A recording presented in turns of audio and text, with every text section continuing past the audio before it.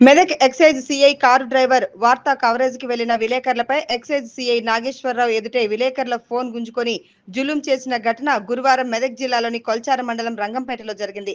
గురువారం రంగంపేట వైన్స్ లో తనిఖీకి Medak excise CI Nageswararao SI ఆధ్వర్యంలో సిబ్బంది రంగంపేట వైన్స్ దుకాణానికి వచ్చారు. అధికారులు తనిఖీ చేస్తున్నారు.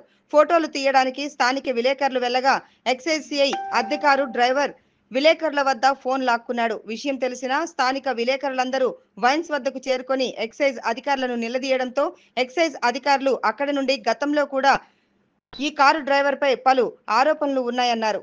కారు డ్రైవర్ ను మధ్యవర్తిగా ఉంచుకొని గత కొన్ని సంవత్సరాలుగా మెదక్ ఎక్సైజ్ కార్యాలయ సిబ్బంది వైన్స్ దుకాణాల యజమానుల వద్ద నుండి కళ్ళు దుకాణాల యజమానుల నుండి మామూలు వసూలు చేస్తున్నట్లు గతంలో అనేక మార్లు ఆరోపణలు వచ్చాయి.